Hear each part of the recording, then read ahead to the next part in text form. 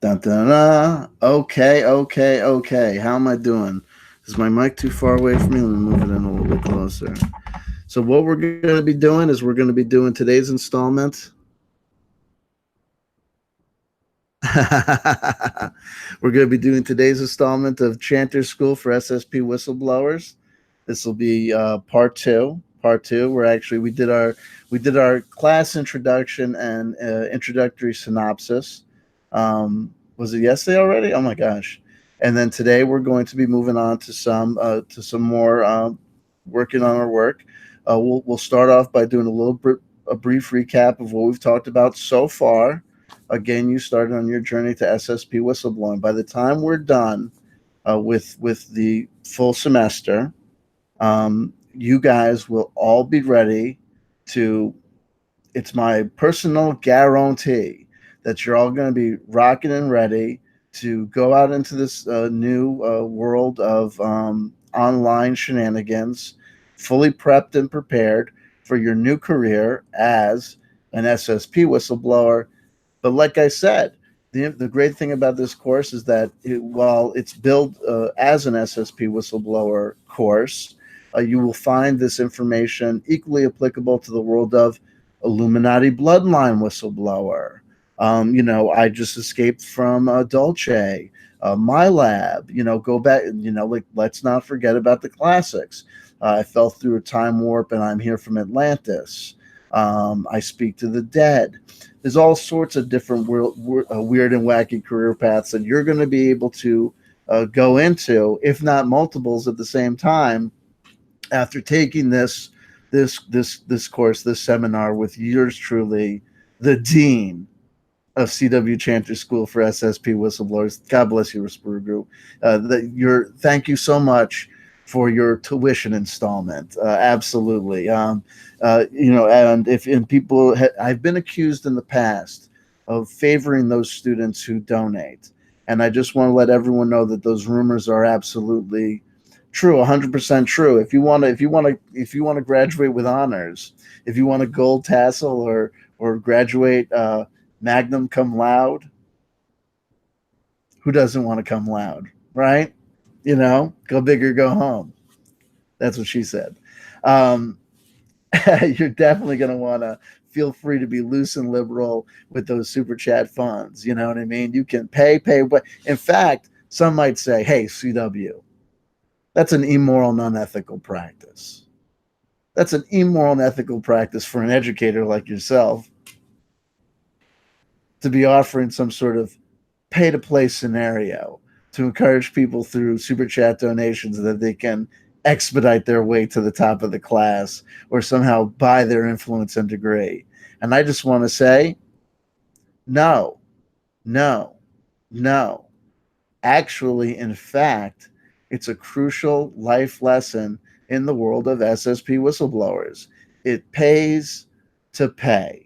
Okay? If you want to know what the greatest nation in the world as far as the secret space program is concerned, it's very easy. The greatest nation in the world is donation. Donation, absolutely. The golden rule: he who has the gold makes the rules. And it's CW Chanter. So give me that gold. Give it up. You know, give me your kroners. Give me your shekels. I'll take your Bitcoin any day. Hodl, hodl, hodl is the way to say. I'll hodl till it's time to pay. Do, do, do. Yada, da. We're workshopping some commercials. We're working on various fronts. Oh, and also stay tuned if you have a good experience at CW Chanter School for SSP Whistleblowers. Don't forget that next semester over the summer session, we do trimesters here. Over the summer session, we will be doing our new course, cryptocurrency CEO for dummies. We'll be having Cliff High as a guest speaker, and a visiting adjunct professor. I think you'll have a wonderful time with that. You know what I mean? That course will be given concurrently with our at the night school. We're going to be doing the remote viewing seminars, how to be a remote viewer for fun and profit.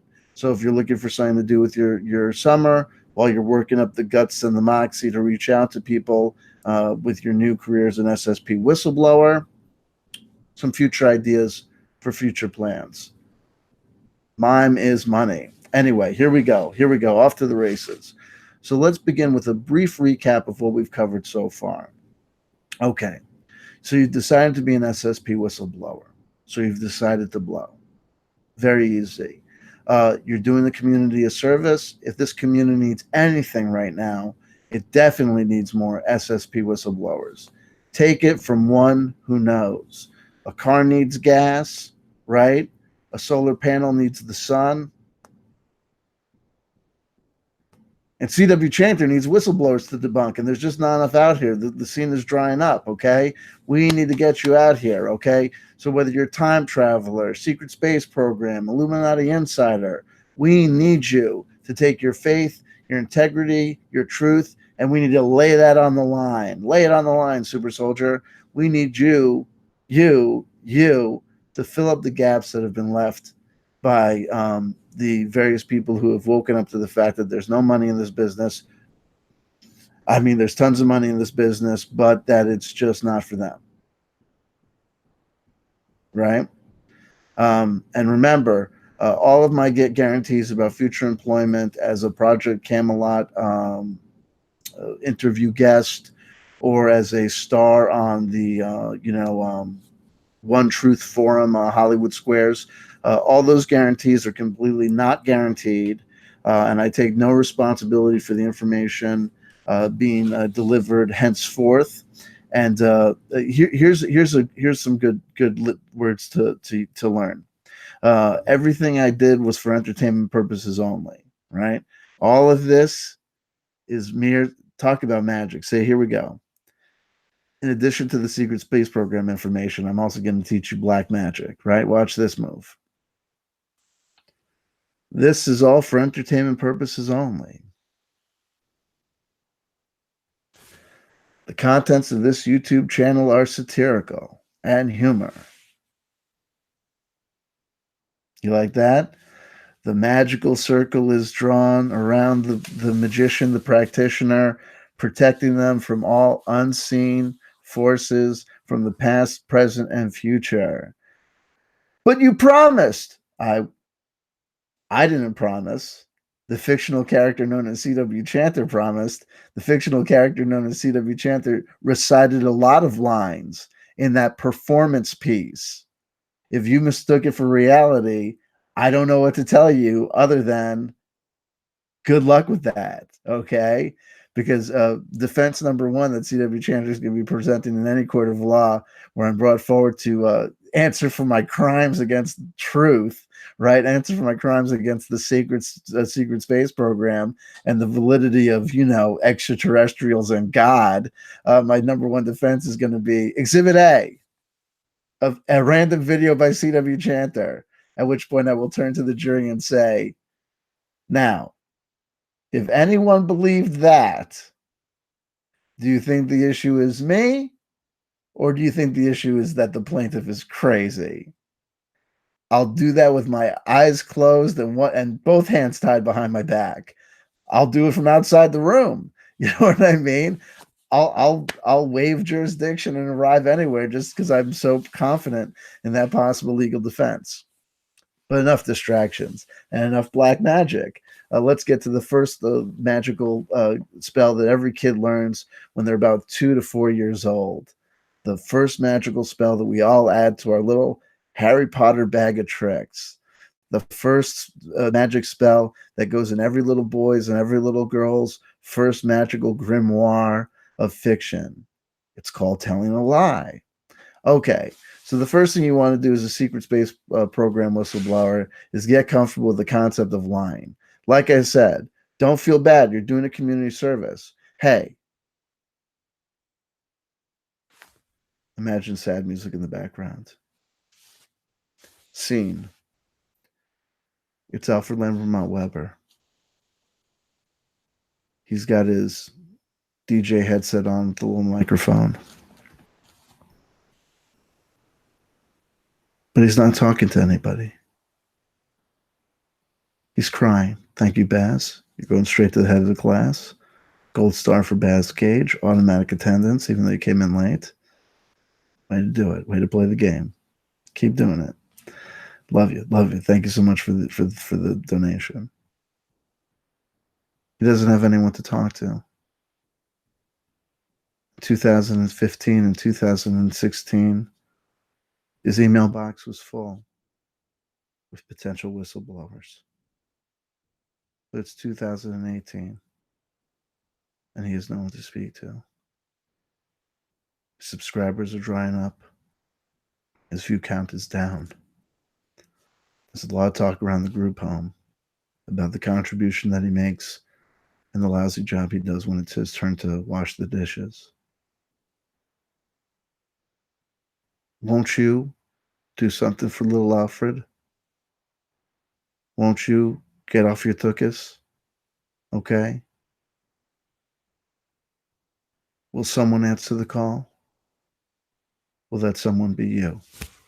There you go. We've seen too many wonderful channels that used to keep us very, very busy and scratching our heads in wonderment, looking at the channels and going, "How can anyone believe this?" Well, look, where are those channels now? Where's Galactic Connections? They haven't uploaded in months. Alfred Lambermont Weber's schedule is drying up. Where's Miles Johnston? He's talking to the same people over and over again, desperately waiting for James Casbolt to get out of prison. But there's no guarantee that James Casbolt will talk to him. And I want you to think of the other parties involved in this. What's Spoof Movement going to do if he doesn't have anyone else to cover? What's Unirock going to talk about if there's no new whistleblowers telling fantastical tales? Huh? Have you ever thought about those guys? Think about Little Omnieros. Do you know for the price of a cup of coffee a day, you can keep psychic vampires online by giving Michael Omnieros many, many, many more people to talk about? Like I said, who's going to answer the call? Could it be you? So get comfortable with lying. This community needs you. I mean, these conferences, what are they going to do? Just have people sitting there staring at dead air? Come on. Give people something to believe in. Hey, for all we know, the sun is going to go supernova at any minute and bake this place dead as a cue ball. In the meantime, give the community a little entertainment. Give the community a little satisfaction. Give the people something to believe in. The scientists have taken away all our faith in supernatural powers and ancient desert sky gods with their fancy pants talk of evolution and environmental sciences. What's there left to believe in? The flat earth? Hey, maybe you're the secret space program person who believes in the flat earth. Those guys could use a shot in the arm. It's been a while since Eric Dubay uploaded. And when was the last time you heard about Dan Pratt?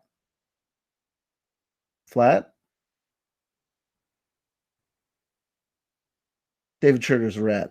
Anyway, so without further ado, lesson number one, recap, get used to lying, get comfortable with the concept of lying. Hey, it's a dirty job, but somebody's got to do it.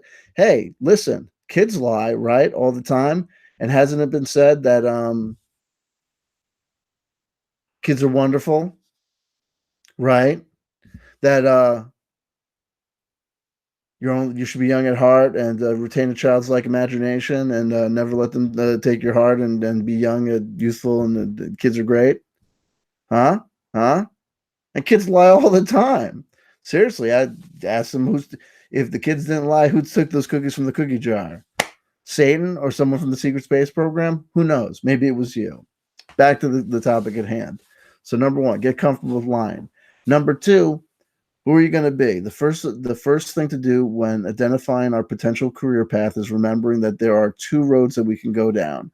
We can go down the hopium road, a magical new age land filled with crystals and talks of 5D and ascension and and everything happens for a reason and it's all beautiful. And, I've seen things that, the Orion Space Councils and everyone's getting along, octopus people and bird people and, ancient gods are all getting around singing Kumbaya as one. It's wonderful. And they're channeling people and people are channeling them. It's fantastic. The road of hopium. Is that the road for you as a secret space program whistleblower? Or Now, the thing about the hopium road is, remember, we'll get this, or are you going to go down the road of fear porn? Dun, dun, dun. Wake up. People, you got to wake up. They're lying to us. They're lying to us. My labs, underground bases, abductions, satanic pedophile cults. I've seen things. Kids getting murdered. They're killing the kids. Fear porn. Another option to go down. Things, talking about things from a pragmatic point of view. Number one, you need to figure out, I mean, you're going to want to make it easy yourself. What is your natural inclination? Do you smoke dope all the time? Do you smoke weed all the time? Or are you banged up on crystal methamphetamine? A simple analysis of your basic physiology, psychological makeup, and mental health status might be a real clue as to whether or not you're going to be able to go down the hope road or the fear road, right? Is life beautiful? Glass half full? Is life terrible? Spoon already empty? You know, we're going to think about that, some pragmatic things. Also, some other pragmatic considerations. While it is true that the Hopium path pays better, there are more lucrative opportunities going down the path of New Age, crystal, crystalline, blue, violet ray light hope. This is without a doubt true. Atlantis, ancient aliens, wonderful, wonderful times can be had down that road. However, given the fact that it is more lucrative, means there's a lot more competition. Ooh, a lot more competition. And in fact, I got to tell you something about the Hopium Road. The Hopium Road is without a doubt the pop music road, right? It's the well tread path road. It's the lowest common denominator path. Uh, you're going to have to take into consideration things like lookism. So, for example, if you look like a model, right? Hopium might be the way to go. If you're a good looking guy or gal, a youngster, Hopium might be just the road for you. But low be the CW chanter like schlub who tries to go down the road of Hopium. You better be careful. I got to pack on the pounds if I'm going to go down the Hopium road. You know what I mean? I'm not young enough to be naturally fit and thin, and I'm not fat enough to be jolly yet. So, and wear a muumuu, as everyday wear. So I'm going to have a difficult time to go down the Hopium road. So you got to bear that in mind. Also bear that in mind. The amount of competition and the fact that it is kind of a mainstream route. So you're going to have to deal with things like lookism and, presentability and smile and affectation and joviality. It's hard to smile all the time. People say that it takes more muscles to frown than it does to smile. Not when your black CW chanter heart is demanding that you tell the truth to the world, that everything is BS, it's all terrible, but that's okay because all the liars are about to die because the environment is going to shit. I'm working with my therapist on these things. I have what's known as existential issues. I don't know what you would call it or what you would qualify it. So let's look down the other road. Now, the road of fear porn, less competition, right? Easier to get involved in. You know what I mean? There's a lot of people willing to talk to each other. However, while there is less competition, there is less money. You might rise to the top and gain followers faster going down the fear porn route because the world is kind of a scary place right now. Hey, use that to your advantage. Um, Halloween's always a big time of year, and they just rebooted Halloween, and X Files is kind of dark as a character. So you can go down the fear porn route where it might be easier to rise to the top because there's a lot less competition. But having said that, there's not a lot of Patreon bucks down the fear porn route. So if you're willing to be paid in fame and infamy, if you're willing to be satisfied, and there's not a big conference scene down the fear porn route. You might have some weird get-togethers in the bottoms of church basements on occasion. You know what I mean, with stale coffee and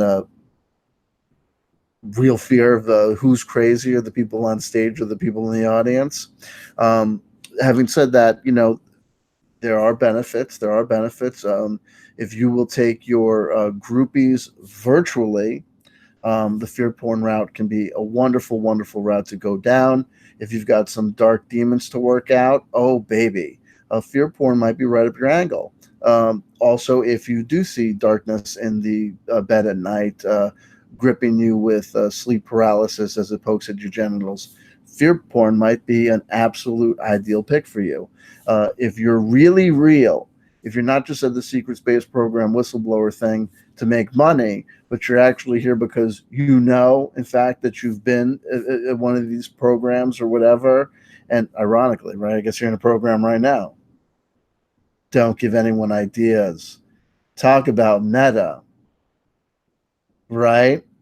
Oh man, when Og Telez figures out that I'm doing the Chanter School for SSP whistleblowers, forget about it, right? There's holograms within our cartoon interpretations. It's going to be a nightmare, a joyous nightmare full of fun and profit for everybody. Remember, if we do this successfully, people, come this time next year, no one will know what's up, right? No one will know who's a legitimate whistleblower and who's totally a graduate of DU, Douchebag University, with CW Chanter, the secret space program whistleblower thing.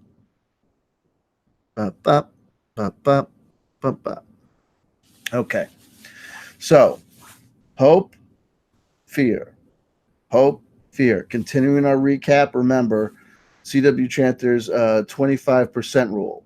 25% of what you say, if you go down the hope or the fear road 3 out of 4 times you're going to stick to your main principle of the thrust of your story, hope or fear, right?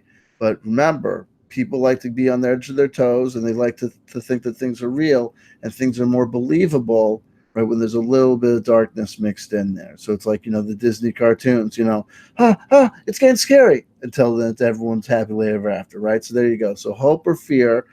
Everything is 3/4, 3 out of 4 times you're sticking to your main storyline, but you always want to have that magical curveball there on every fourth thing.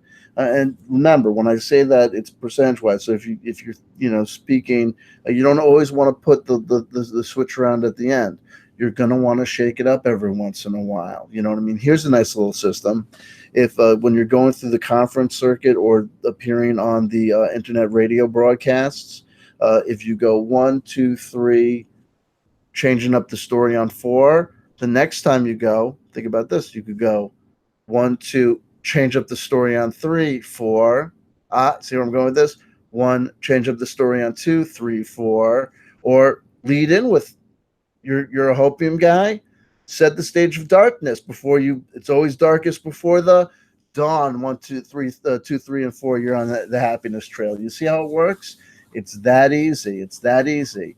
Keeping a little bit of variety, a little bit of hope in your fear, a little bit of fear in your hope is gonna keep people thinking that you're mired. It's gonna more closely resemble reality, the way things actually are in the real world. A little bit of this and a little bit of that. So there you go. But then again, the balance is going to be offset. It's not just going to be a 50-50 split. So you're going to be great. People have often asked me about the 50-50 split. They say, yo, professor, what's up? Pay your bar tab and tell us, is it possible to just go hope, fear, or fear, hope?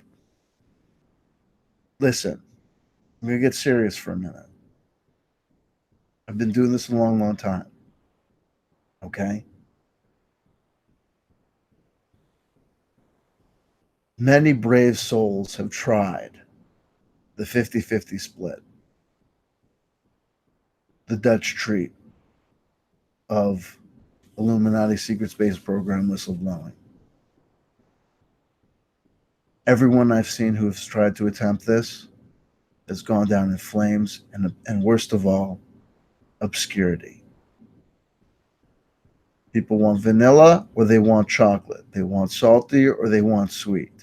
You got to make the people happy so that they'll come by and bite. Because a secret space, a whistle that goes blowing in the dark alone is a whistle unheard. Why blow a whistle if there's no one there to hear it? Please, Remember my rules. Don't attempt the 50-50 split. Please stick to one of the well-trodden paths. It'll be much easier for you. It'll be easier for the community. People don't want to be challenged. They really don't. They want to be challenged just a little bit, but they don't want to be challenged so much. They want to know what they're tuning into. If they're tuning into James Bartley or David Icke, they want to get scared. Everything's bad, everything's rotten, it's all the trick, and 9/11 was a total lie and all that jazz, and everyone's going to die, right?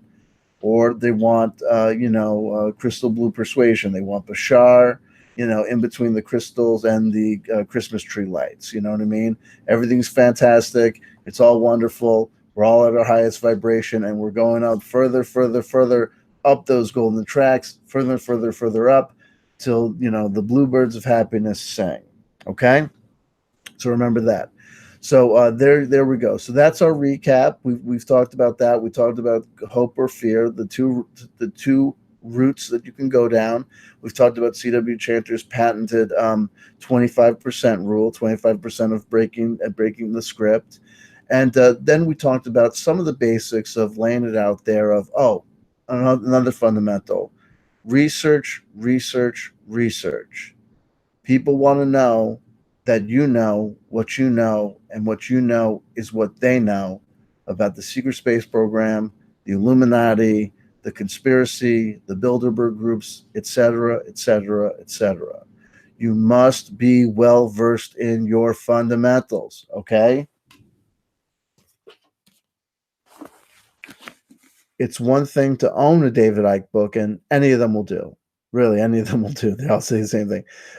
It's one thing to own a David Icke book. It's another thing entirely to actually read a David Icke book. Okay, so do your fundamentals. You are definitely going to want to read at least one book by David Icke.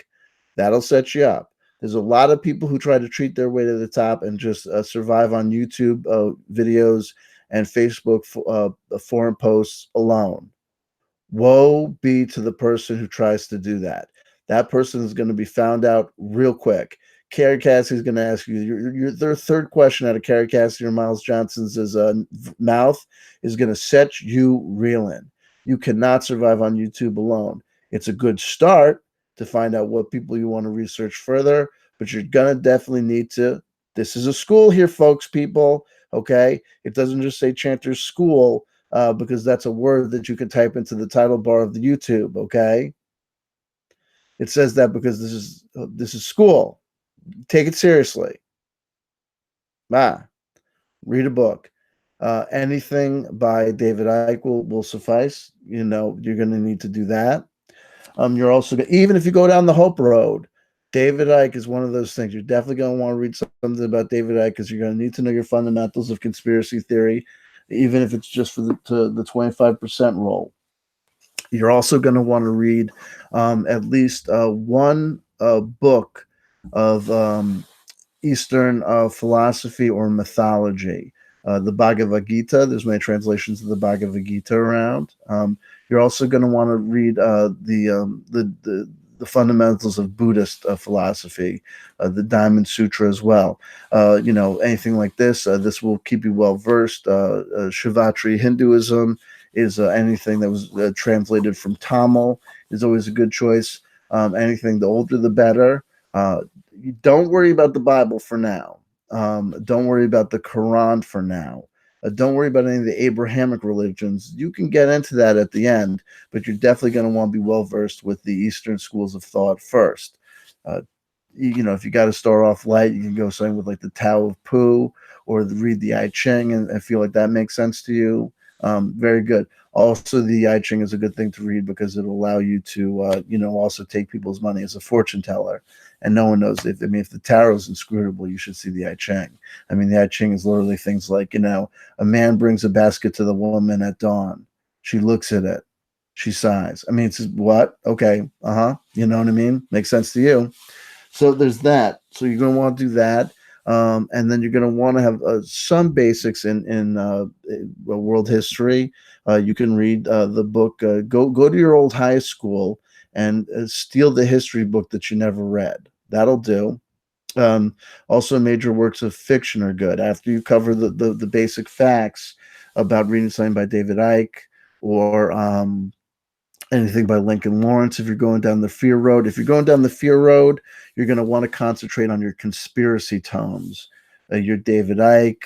Oh, without a doubt, you must read "Behold the Pale Horse" by William Cooper. Those are like, that's like, I could, you know what I'm going to do actually for you next time is I'm going to put together a syllabus of the great books that one needs to read.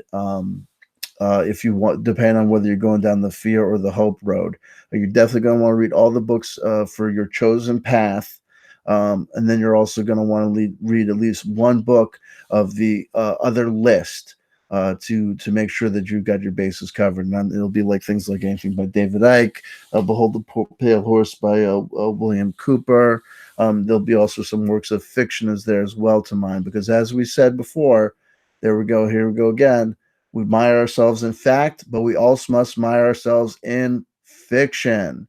Our narratives of the secret space program are by definition influenced in a great American feedback, great world feedback, conspiracy theory feedback loop of science fiction versus science fact, and they all go in and out of each other. And like I said, just like when it comes to people trying to cheat on by just watching YouTube, you can't just watch X-Files. You can't just watch TV shows and getting stoned and doing that. That's a fun way to spend a Saturday morning and a Monday, Tuesday, Thursday, Friday, and Wednesday. But this is school. We got to take it seriously. So you're going to have to read your books, whether it's if you're on the Hope Road and you read anything by Tolkien, The Hobbit, was a good choice. A Wrinkle in Time. Oh, yeah, sweetie. And or if you go down the fear road, you know what I mean, you're gonna definitely want something by William Gibson, you know what I mean, something, cyberpunk it up. It's 2018, people, and 90s nostalgia is great. So if there's anything that people like about the future, it's when the future looks very much like the future that people thought was going to be the future in the past. Make sense of that if you can. I double dog dare you. So there you go. So there's our recap. There's our plans for the syllabus. We talked about a little bit about uh, your character, who you're going to be. That's going to be something that we're going to be working on over time.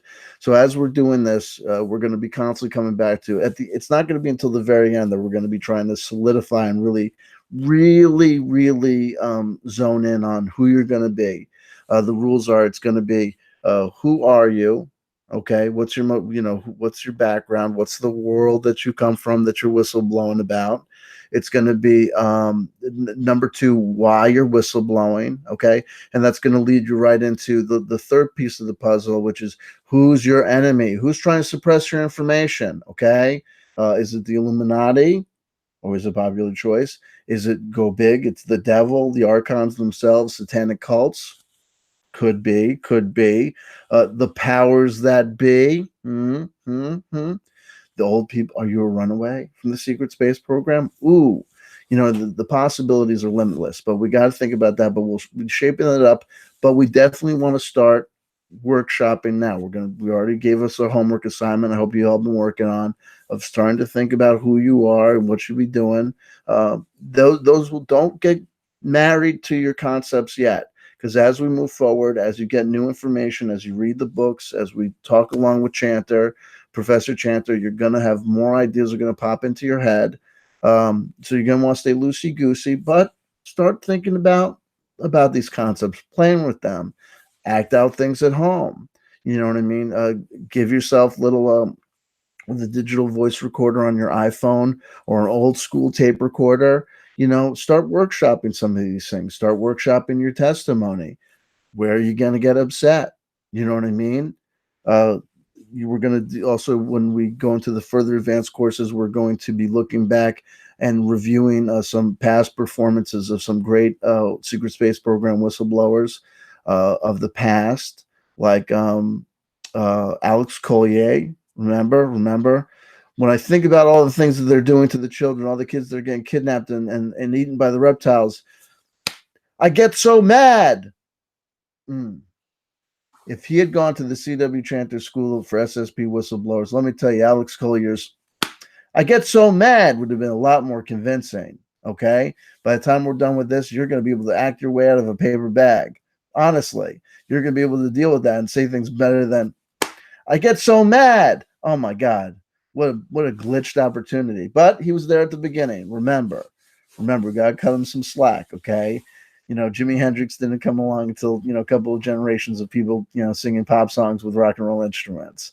Okay. Rome wasn't built in a day and it wasn't burnt down in a day. Okay. It takes time to do these things, like mass destruction of the truth. Anyway,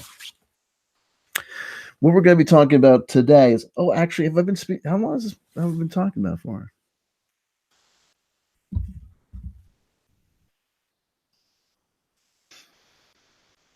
Well, I called it part two again to keep. See, isn't this typical CW Chanter?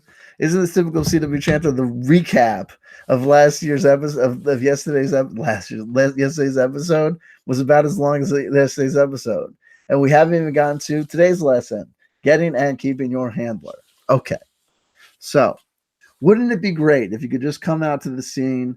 You've worked on your act, you've worked on your persona, you figured out the main principal points of your story, you figured out if you're going down the road of hope or fear, right? Aren't I ready to go at that point? No, no. The road to Secret Space Program Infinity begins with your handler. People don't know you from the sack of bricks. They don't know you from Adam or Eve. They're not going to want to listen to you. How are you going to prove your bona fides? How are you going to prove that you are who you say you are? You got to get vetted, baby. And that's where your handler comes in. The handler is someone, preferably maybe with a fake doctorate or something, called doctor this, doctor that, you know what I mean? Or some sort of accreditation, or someone with what's the biggest qualification for a handler? Longevity in the scene is definitely a help. And subscriber numbers. You're definitely going to want to pick a handler who's got a big pre-established audience. What you're essentially going to be doing is going into your handler's community, right? Going into the group of people that they've already gathered around themselves with their own slick line of BS, and exploiting that relationship. It's a symbiotic relationship between handler and whistleblower. It's a dance. If done properly, it can go on for years in a loving, beautiful interchange of the energy and exchange, a reciprocal relationship where at the end, it's hard to tell who's the whistleblower, who's the star of the show, and who's the handler. Yin and yang, seamlessly dancing back and forth on stage, vetting each other's information, backing each other up. Jokes with the audience. Well, you've seen us up here for years. You know how we get. Oh, it's like Laurel and Hardy up here. Oh, it's like frickin' frack. It's like yin and yang. It's like.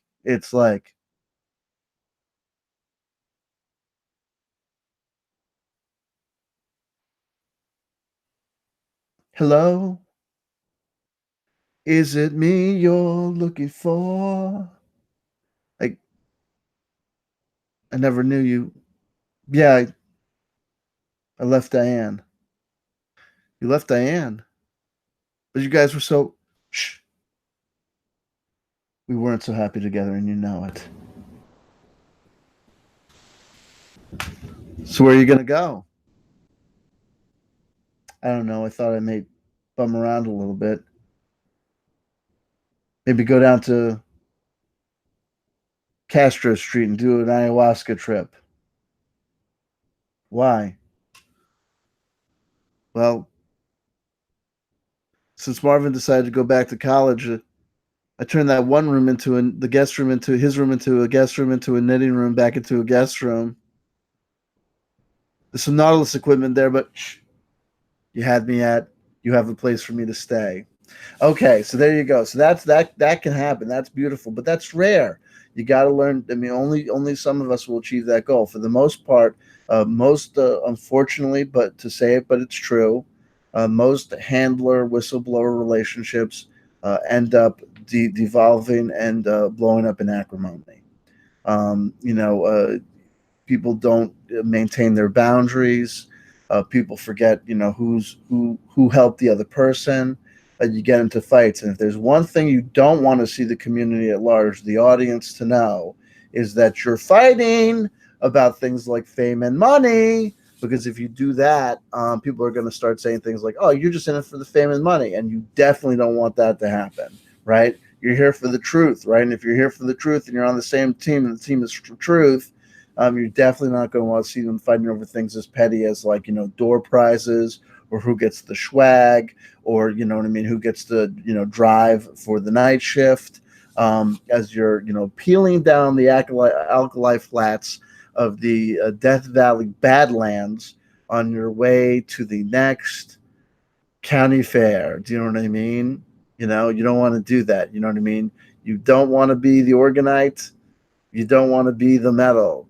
You need to be both of those things coming together as one, but it's a rare, rare thing. So be wary of that. Be wary of that. And be wary of that when you pick your handler.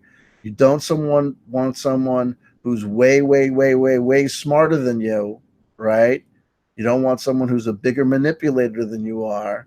You know what I mean? Ideally, there's going to be a nice codependent relationship where it's hard to tell. The model of it, think about your parents. Think about, if you're anything like me, the average person, your relationships at home that you escaped were fairly dysfunctional, but that's good. Dysfunction is good, okay? Because there's gonna be a lot of manipulation involved.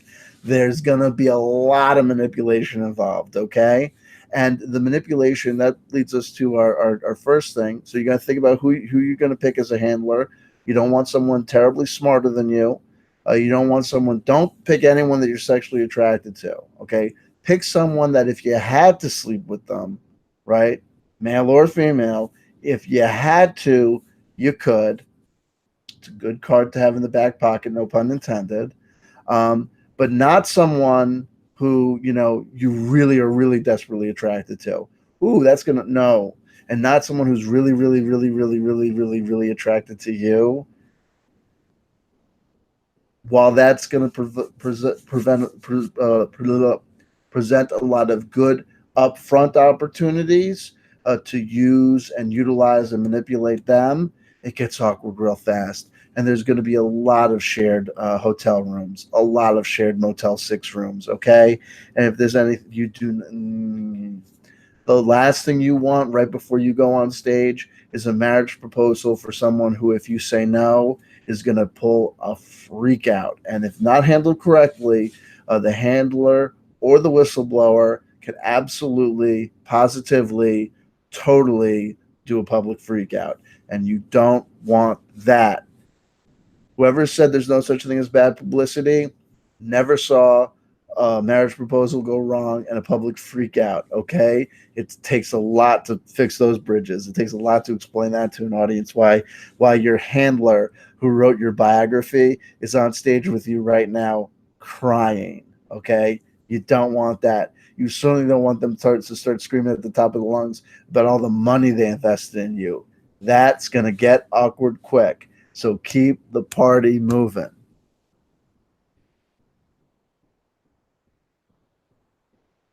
So remember, someone you could sleep with if you had to, but not someone you're terribly sexually attracted to because they're going to use you, and not someone who's going to be terribly, terribly, terribly sexually attracted to you because actually that's going to get weird. Okay?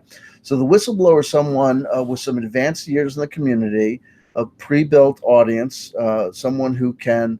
What they're basically going to do for you is they're going to vouchsafe for your credibility to the audience. They're going to tell an audience who's already silly enough to believe everything that they say, a silly thing that they say, and they're going to tell you that they back you up, and that's going to be great because then you're going to be able to prove to the world that they do have insider sources. Guess what? Play your cards right. That insider source telling unbelievable, far-fetched tales about what Donald Trump is thinking about and how he's doing things for good instead of evil. That person, that lunatic, could be you. Oh boy, I'm getting distracted by notifications. Ivan Teller, you son of a bitch. I might channel Ivan Teller. I might do an homage video to Ivan Teller one day. But anyway, here's a good question. So Alfie Solomons raises his hand from the back of the class. because you didn't donate. Not teasing. What if my handler tries to convince me to be in a polyamorous handling relationship? Good question. Polyamory is definitely something that we're going to want to talk about. I was going to talk about it later, but we might as well get it out of the way now. This goes down into the manipulation. Who's manipulating? Who made who? Who does who? You do me and she does you, and we do ba ba ba ba. Who did who? You're going to want to keep track of it. Okay, so the polyamorous relationship. Who are they polyamorous with? And do you want some? I mean, hey, you're gonna, and also that keeps some opportunities open. If you find yourself, here could be a good opportunity for those people blessed by the spirit of bi. You might find a husband and wife team. That's great. You know what I mean? You could, eat fish on Friday and hot dogs on Saturday. You know what I mean? You could be in business. You know what I mean? And if the relationship between those guys goes bad, you're set up for the win, right? So it really depends on the polyamorous relationship, and it depends on what you're able to stomach and do. If they want to do the polyamorous relationship, like I said, you're going to want to pick maybe the wisest thing to do, though it might not be the funnest thing to do. Instead of thinking about what necessarily the little head or the bean wants, you might ask yourselves pragmatic questions of, if I had to sleep with all these people in the same room, could I do it? It might come down to, can I repress nervous giggles, or will I be able to hold down my lunch? Hey, people come in all sorts of shapes and sizes. We're all individual snowflakes, but let's face it, some of those snowflakes are ugly.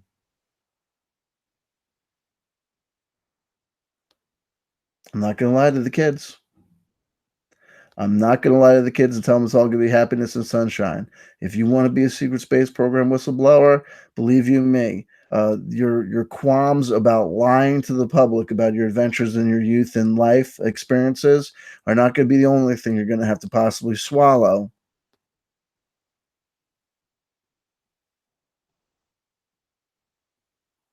on your road to success. I'm not talking about your pride, but I might be talking about somebody else's. Anywho, back to the subject at hand. So you're going to pick your handler. You're going to want to take some very pragmatic considerations into account. The size of their audience. You can do this. This is a popular technique. The lily pod hop, I like to call it, where you might start off with a smaller researcher, or someone who just, like, has a fairly popular forum or YouTube channel. Okay, and then use that entree to get to the real entree, the next meal of the next person up the food chain. You can actually, do that scenario like 2 or 3 times, going from small YouTube content creator to speaking to maybe a researcher or author that appeared on their channel as well. You might go from that researcher on, further up to one of the bigger stars, one of the elites.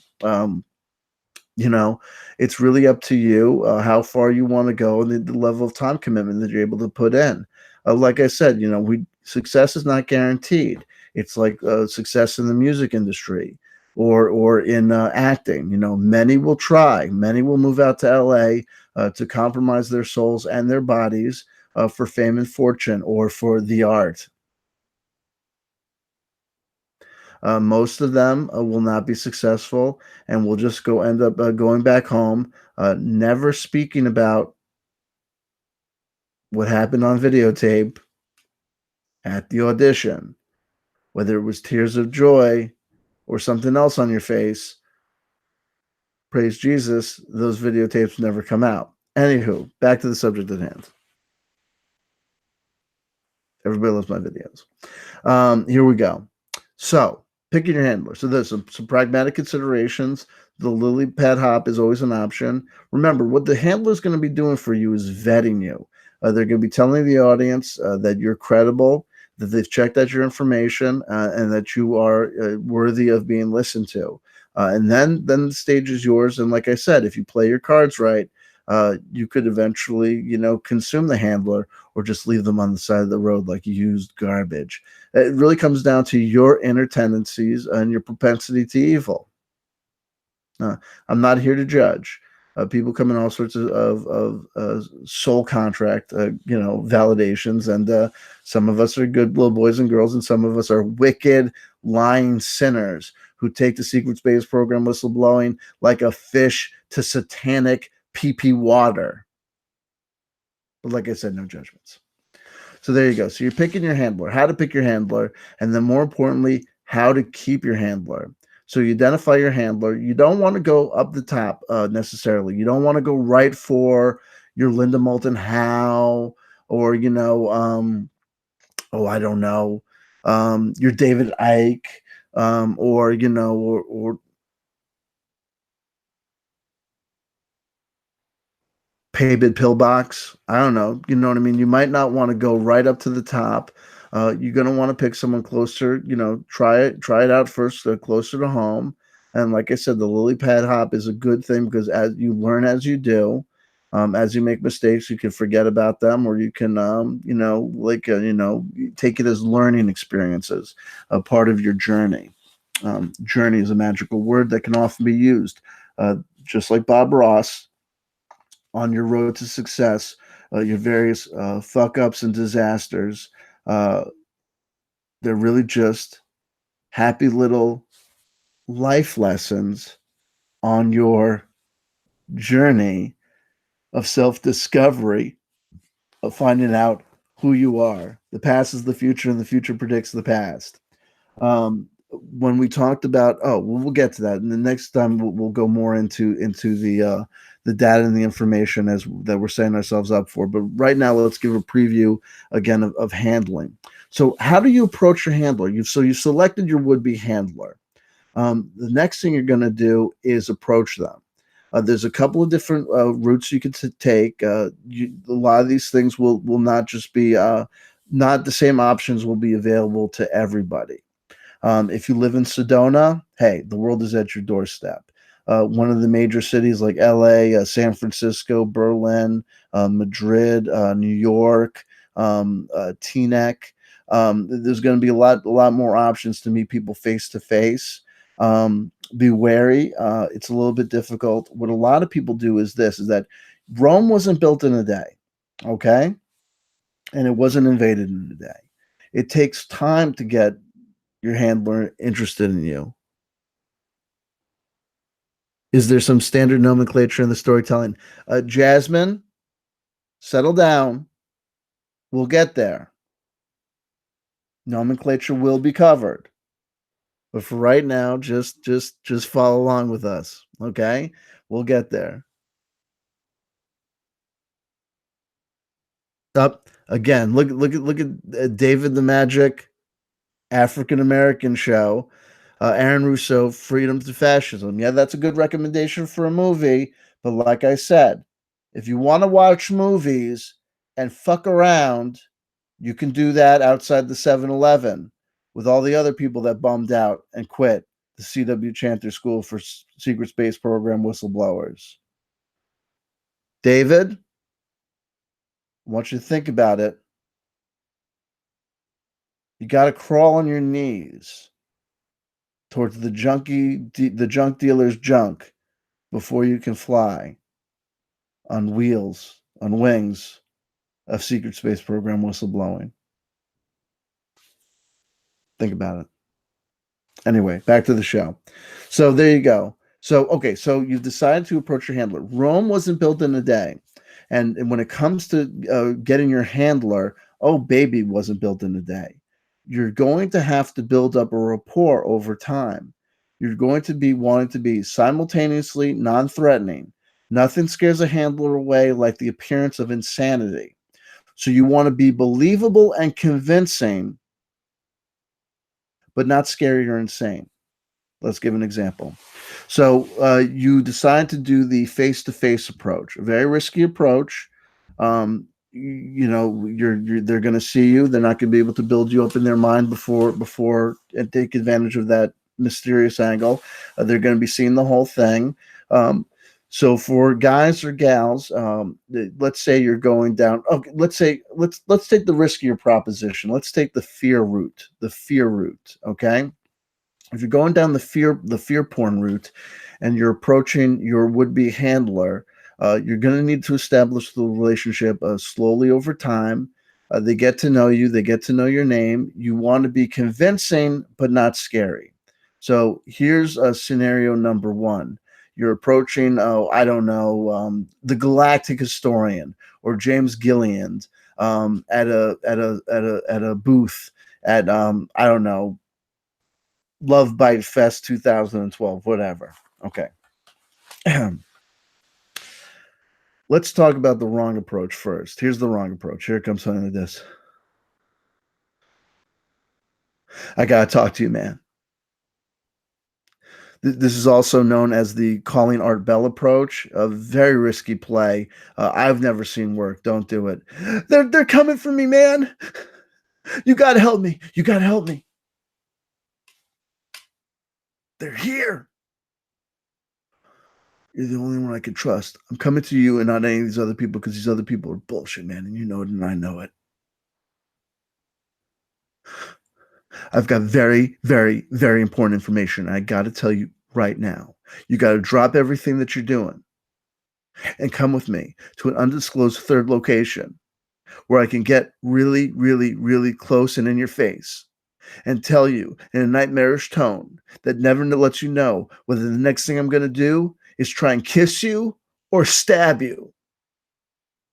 Okay? And I'm going to tell you about some really scary things that you've heard before, but you never heard it from me, man. And you got to help me. And I can help you. I can tell you the real secrets. Come on, man. What do you say? And scene. Does anybody know what's wrong with that approach? Live chat? Anybody?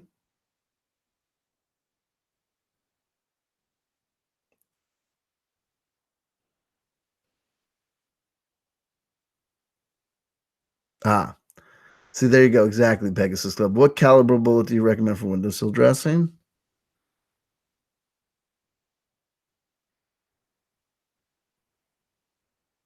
Is there a bar? Two deaths. There you go. Gigabyte Dave. Thank you. Thank you. MVP. Missing the money. Too desperate. Too desperate. Exactly. It was on the insane side. Windsor. Thank you. It was on the insane side. That approach is totally sketch. And then, again, think about the words we're using. Sketch. Desperate. Okay. I don't know, man. I'm here to learn. There you go. The I'm running from Area 51 call was made by Bill Bradford. Is that really true? Well, that'd be crazy. Anyway, well, we'll get there. We'll get there. We'll get there. Everyone's got theories and ideas. But yeah, it's too desperate. It's too scary. Too sketch. Okay, we want to be convincing, not crazy. Let's go through that whole scenario again, but with a much more cautious approach. Okay, remember, and I'm also going to be utilizing the 1, 2, 3, 4 approach. We're going the fear porn route. So we got to have the thing of hope at the end or at the beginning. We'll see how I decide to improvise and play it. But here we go. Here's that same scenario, but this is the right way to approach your handler on the fear porn route. Okay. Again, we're using the fear porn route because it's a lot easier to scare them out and go freaky and goof the foof, as they say. All right. So here we go. Same approach. Same scenario, different approach. Here we go. Different timeline. Here we go.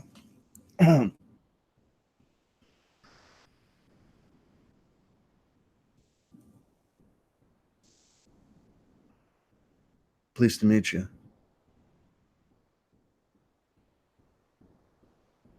Dave Tilbitz, private first class, secret space program. Yeah, I know. You probably get that all the time. You know? But it's because you get it all the time that I think you probably can tell the difference between someone telling the truth and somebody who's just crazy or just trying to pull your leg for a little bit of fame.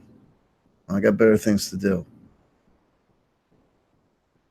You know? I know you're busy here, so I'm not going to ask you for anything other than your email. Just your email. I'm going to tell you my name. I just told you my name. I'm going to tell you my email address so you know when the email comes in through me. I've got some data and some information that you might think is interesting, you might think is worth looking at, or you might just throw in the garbage. That's fine, man. I appreciate the fact that I'm just getting the opportunity to talk to you. And I do appreciate the time to talk to you. Can I tell you something? I know you don't know me from Adam. These other guys you have to share a stage with, I'm sure they're nice guys. I'm sure some of them are your friends, but let's face it. What real questions are they asking, man? I wouldn't give my information to them because I don't trust them. First of all, you and I both know some of these guys are spooks. Not no spooks. You might be curious as to which one of these guys are spooks. That might be in your best interest to evaluate my information slowly and carefully at home. And if you do think that it makes sense, and you do think that it seems like it might be legit, then you're definitely going to want to talk to me because I've seen some things at this conference that maybe you saw and picked up on, or maybe you didn't, but maybe you really should be picking up on and should know about. There's a lot of stuff going on. I'm giving you my information and I'm trusting you with the information. I'm not asking you, if you don't want to look at it, just toss it. Do me a favor, delete it. Okay? That's all I ask. But if you do look at it as quickly as you can and get back to me as soon as you can, because I don't know, quite frankly, how long I'm going to be able to hold on to that email address. I'm ducking and diving here. Someone may have already seen me. Can I get your email address? Can I send you some information? Will you look at it? Huh? I'm not going to beg. I'm going to ask. This is work here for me. Okay? I'm not in it for the fame. Quite frankly, to be totally honest, I'm I don't know these guys that come out here and they got information, all of a sudden they want to go on stage and be a big deal for all the crystal light and love people. Quite frankly, you could have my information and use it if it's useful to you. Okay? Can I get that email address? And scene. What do we think? What do we think of that approach? Do you see what I did there? Do you see what I did there? Right? Let's see who's picking up on it. Friendly benefits. There you go. Absolutely. Absolutely. Right? You can take the information and you can use it. Right? I don't care about the fame. I don't even think I would want to get it. Doesn't matter whether or not we all know that we want to get up there on that stage, but they don't know that yet, right? So it's okay. You're already going to lie to all the American people and all the people of the world, so you might as well lie to the handler, right? And like I said, what we're trying to do is we're not trying to close the deal on the first one. You ever hear that expression, always be closing? Forget about that deal. Forget about that deal. You close over time. You've got to wine and dine. Trust me. Wham bam, thank you, ma'am, is going to only end up with you in the bottom position. Okay. You want to play for strength and you want to play for the long con. Trust me. So we're establishing a relationship and we're not asking for a heavy commitment, right? We're not asking people to come with us to a back room immediately and drop everything they're doing. We're asking them for simple communicatable information that's probably already on the back of their um, uh, letterhead or book jacket or website. I like to wine and dine. See, and that's why you're in school.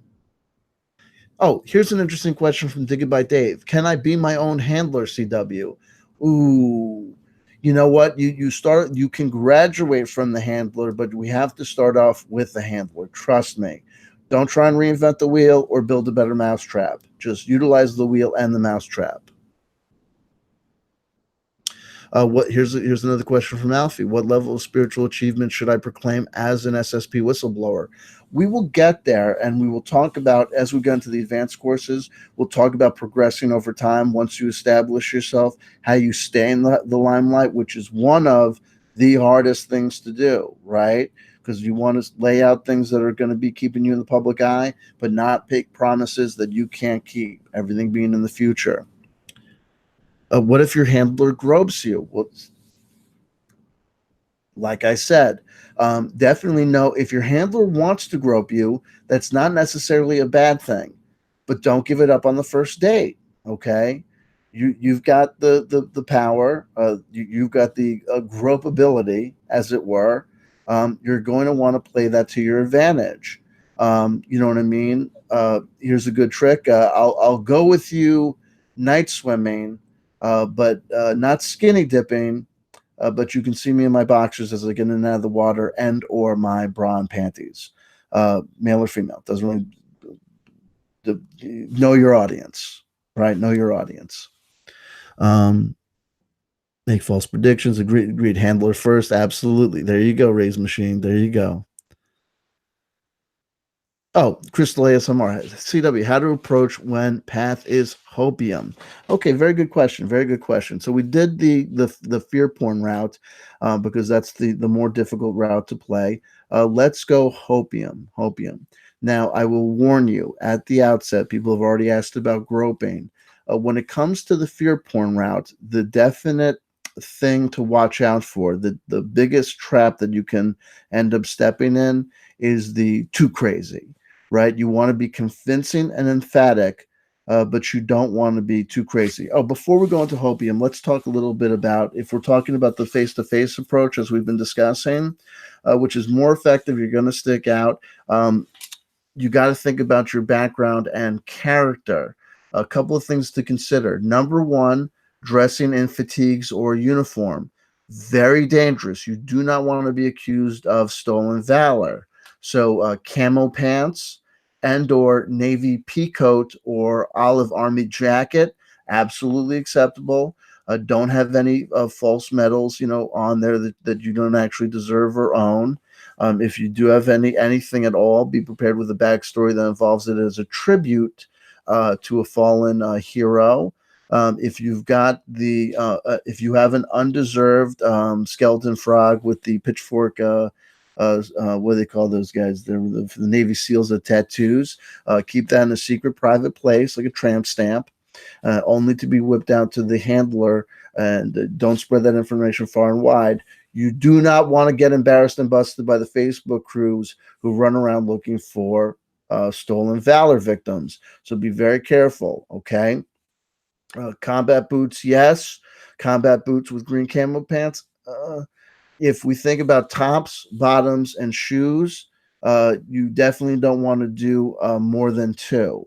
So you can have the drab olive army jacket uh, accompanied by combat boots and or the camo pants, but none of them all together. If you throw a hat in, again, the rule is no more than two. So if you've got a kind of military style hat, you can wear camo pants or boots or a jacket, but not three. Doing that, you're asking for someone to ask for your military credentials or your DD 25934 form that dangerous territory. Be careful, be careful, be careful. Also, think about your character. Are you a sophisticated ex-engineer who now has a private life, a sophisticated private life that you don't want to risk losing? You're gonna want to invest in a nice blazer, right? Nice blazer, a nice pair of penny loafers or nice shoes. Remember, for the guys in the audience who don't always think about these things, browns go with browns or blues. Blacks go with blues. Gray goes with almost anything. Okay, but you don't want to mix black and brown. That's a classic rookie mistake. You don't want to be telling people that you're a sophisticated Army engineer, walking around looking like a mismatched, penny saver. That's not going to work for you. Or another route to go for if you're going down the fear porn route is, a grizzled, almost homeless vet. So get a little dirty. Don't be scared. Sleep in your clothes the night before. That's a nice touch sometimes. But you want to push the hygiene barrier to make them know or think that you really are on the run or you're living from town to town like a lonely drifter, like a steel horse you ride. But you don't want to be so offensive to the senses that they have a natural inclination to not want to be with you on a heated stage and or the back of a U-Haul. Which is going to happen with you and your handler. You know what I mean? But anyway, having said that, let's go hopium. Going the hopium route, if what you have to watch for on the fear porn route is the not being too crazy. crazy enough to be convincing, but not so crazy that you scare somebody away. On the hopium route, what you got to watch out for is you got to watch out for being fucked, literally. You're going to be approaching your handler. The hopium road is definitely paved with genitalia. It absolutely is. So you don't want to get picked up unless you want to get picked up. And like I said, you're going for a long con here. So you might be thinking great for yourself because you're at the back of the Motel 6 holding on to a balding man's ponytail as you well, I don't want to get demonetized here, so we'll just leave it at that. So you want to do enough to get the ball rolling, but you don't want to go all the way on the first date, as it were. Okay, so we want to play it. We want to play it coy and cautious, but we don't want to be too upfront or too giving. With hopium, we're going to do the same demonstration of doing it the good way and the bad way. So with hopium, what the basic play for a face-to-face encounter is going to be is you are going to be praising them. Okay, that you're going to start. The entree is not going to be information that you can give them. That's going to seem egotistical, not very white light of you. So you're going to want to be more of service to others than service to self. So you're going to want to keep that energy and that praise going outwards, okay? But you're not going to want to be too fawning. If you come off like too much of a fanboy or a fangirl, you're either going to make them think that they're going to get somewhere and then they're going to be whatever, or they're going to just see you as a fan and nothing but. Okay, so you get what you're going to want to do is what you want to do in both the cases. You're not trying to close the deal then, so you're just trying to get them interested enough in you that to set up another meeting, whether it be a conversation via email or Facebook IM or Zoom room or appearing on their live chat or whatever, or going to one of their seminars or conferences. That's always a good one. But you don't want to be like an obsessed fan. You don't want to scare them, but you want them to get eventually interested in you. So let's go. Let's do it. Let's go the show again, demonstrate the wrong thing to do, and then we will go and show you the right way to do it. Okay, so here's the wrong way to do it. As you're approaching, I don't know,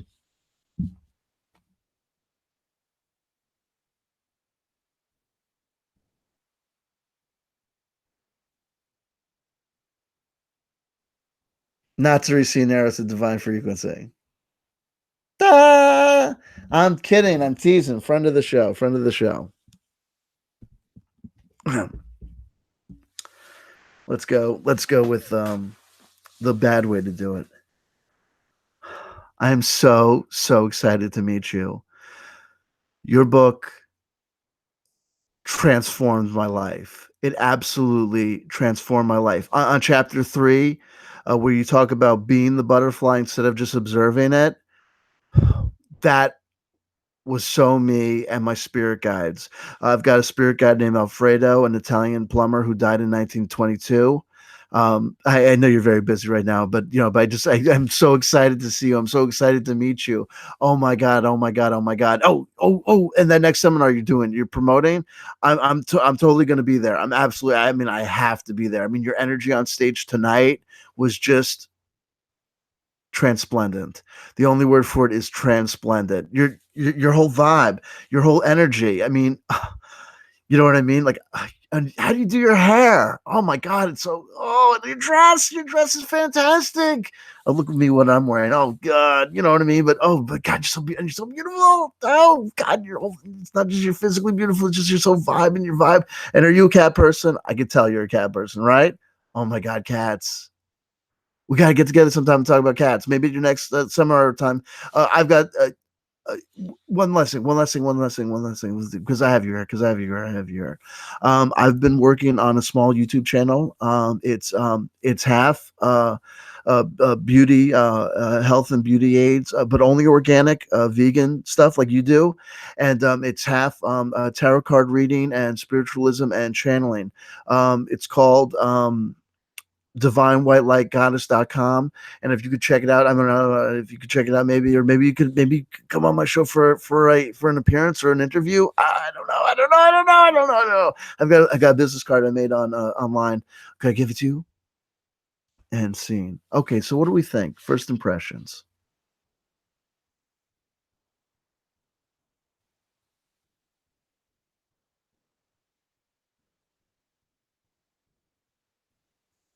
How'd you get shoot on Vasquez Island? Well, good. Well, David the Magic African American show.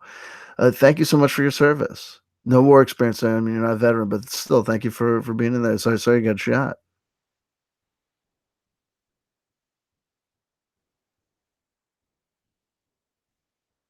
So mildly homoerotic for the Hopium Road. I was actually thinking that I was playing a girl there. Actually, I don't know. Fangirl CW is hilarious. Again, fangirl, exactly. Fangirl. You want to set up a relationship of praise, but you're working on a relationship of parody. See what I'm saying? You don't want to be a fan, right? You want to be a sympathetic appreciator of the work, but not necessarily a fan. No love bombing. Freaky, right? Very heavy with the love. I'm not gay. Too pushy with the YouTube channel pushing. Again, there you go. Excellent pickup. Brandon Young, one of our TAs, asking a very important question that you can think about as well. Too pushy with the YouTube channel pushing, especially at the first encounter. There's going to be encounters. Remember, you want to be aloof. You want to establish a relationship so they start asking you questions about you. When they start asking you questions about you, then you bring up your YouTube channel. Why? Why do it that way? Well, you're going to see when we do the demonstration of how to do it the right way, you're going to see that that gives you an opportunity of both demonstrating number one, achieving the end result of getting the promotion, right? And at that point, they've asked you for the information, so they're going to probably watch it. You're getting the promotion is being achieved, but you're also establishing that you don't care about promotion. You're not competition because you're not in it for the viewers. You're not in it for the audience. You've been hanging out with Teal Swan for 3 occasions. Only licked her butthole once, and haven't even told her about your YouTube channel. You know what I mean? There you go. Exactly, exactly. So here we go. So let's go down. Andy asks, how quickly should I seek an interview on Fade to Black? We're going to get there when we get into later chapters on how to use your handler. Very sensitive. You're going to want to push at their schedule. So you're going to want to plant suggestions and ideas. You're going to want to get your intention board as it was going, as per se, but you don't necessarily want to be pushy too fast. If you get too pushy, they're going to see that you're looking above them, not at them, right? That you're trying to. So follow their game plan. Let the handler lead. It's like dancing, guy. Let the handler lead.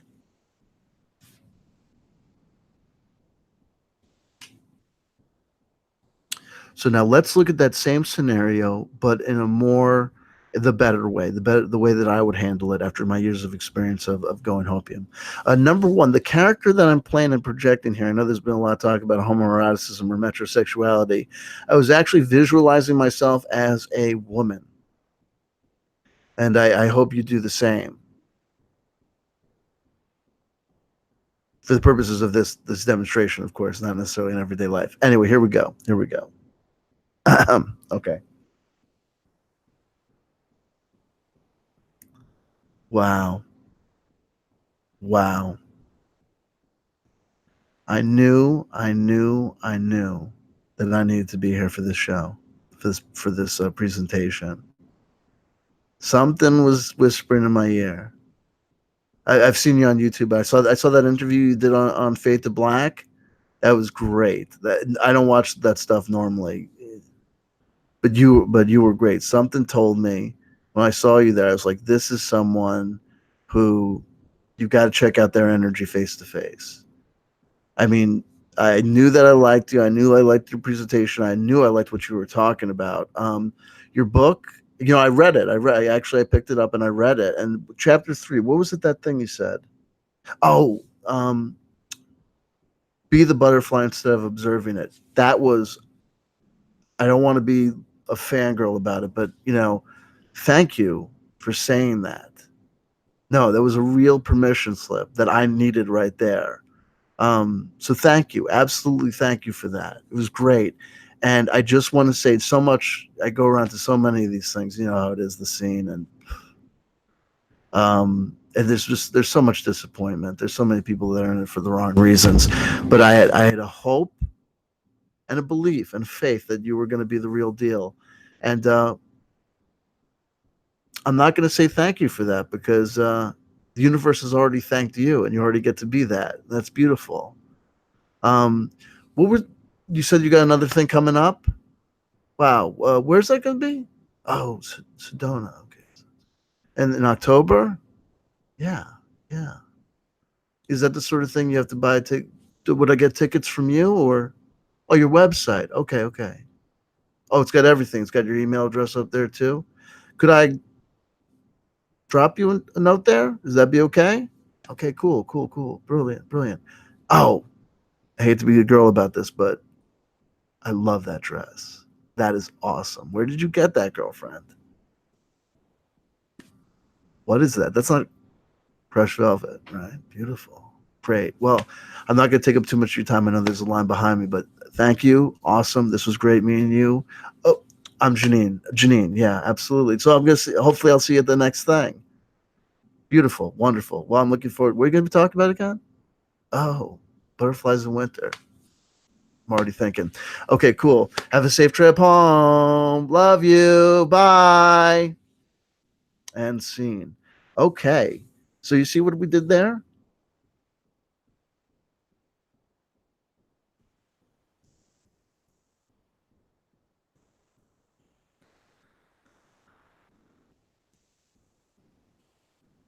Oh, there you go.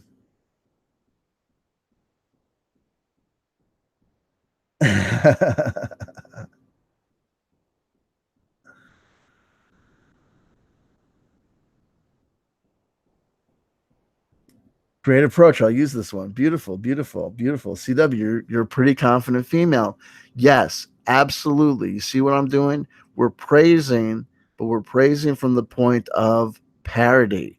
We're trying to establish a relationship, and you saw how I did at the end with the girlfriend thing. You're laying the groundwork. You do not, Chris Layson, can you talk about lookism and pretty privilege? Oh, I can. It's not about you; it's about them for now. Very good point. Very good picking up on the points. There you go, Brandon. There you go. Kissing ass as usual. This the teacher's pet, little Brandon Young. He brought me 2 apples before class. This guy teasing. When can I? Here's an interesting question from F1 for you. When can I share my orgonite again, along with the promotion of the YouTube channel? You want to bring a gift eventually. Okay, you're gonna wanna, and when you bring the gift, you're going to want to hint at the classic metaphor and trope of the devotee gifting the guru something before receiving the mantra, as it were. But you don't want to say it specifically because then it's a heavy thing to imply.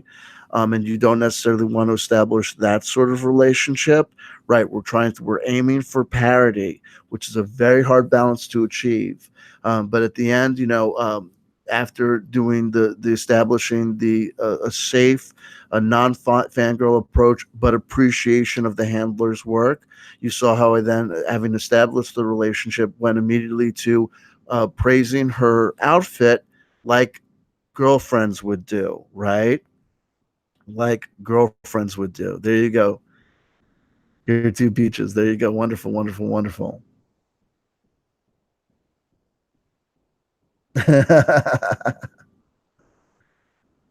Devotee trap again, exactly. You don't want to get into that trap, right? You want to be of service, but not a service made. You got to be careful. CW boxers or shorts? Boxers, of course. Come on. Boxers or shorts.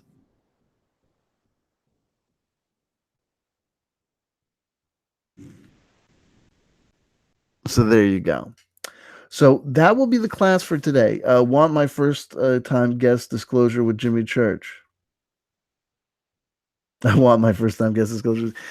We gotta be careful, like I said. So that's what we're gonna do so far. So we've seen both the fear-based route and the positive hopium route methodology of establishing first contact with our handler, first contact with our handler, and entree to future relationships. Remember, going down both roads, slightly different approaches, but really the same goal at this point. At this point, we're just trying to open the door to future communications. We're trying to establish a point of connection that we can work. Then we're going to want to learn what's going on with them in their lives, and then eventually find the right opportunity to pounce and get in on them, get all up in those beads. You know what I'm saying? All up in your organite, dancing around. Shorts look dumb. Yeah, the guys don't wear shorts. For a million years, I would never wear shorts when I was going through my tough guy, awesome, I'm so cool goth phase. I was like, shorts. Not a good look for dudes. But now I'm a fat old man, and so in the summer of my discontent, I oftentimes wear shorts. So here's what we're going to do now. We're going to wrap up this show. We're going to wrap up this video. It is approaching 12 o'clock. I'm going to stay up for a little bit while longer, and I'll tell you why. I'm going to be doing some music again tonight. I shouldn't. It's 12 o'clock. I really should go to bed. But I'm too charged up and I already set up the equipment. What is our homework assignment? Your homework assignment is this: is that what I want you to do is I want you to compose a brief introductory paragraph scenario for your first email exchange and or face-to-face encounter with a possible handler. What you're going to put at the top of the page is who you are, just a brief outline and sketch. Remember, we're not married to our personas yet.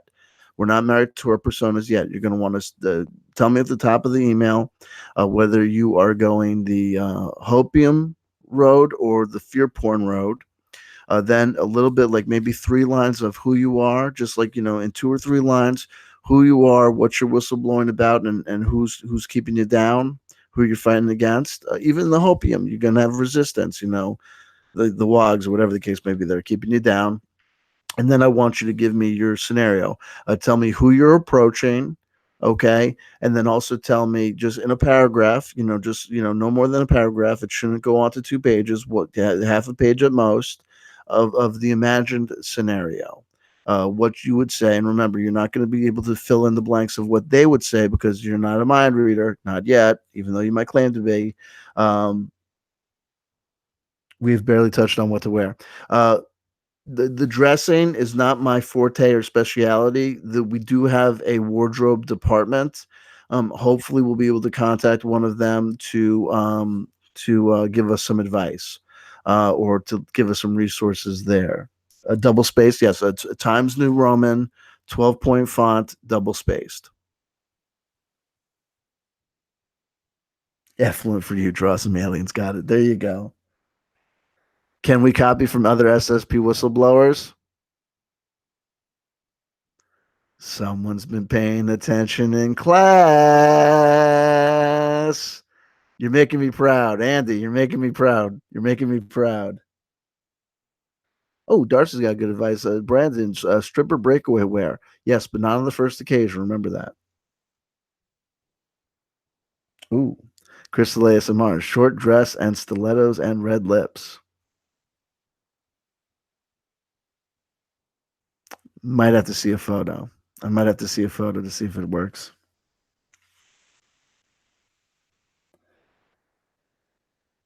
Oh, there we go, Alfie Solomons. This is brilliant. There we go. I see what you did here. I see what you did here. Alfie Solomon says, "Oh yeah, like what Andy said. Can we copy pre-existing SSP stories?"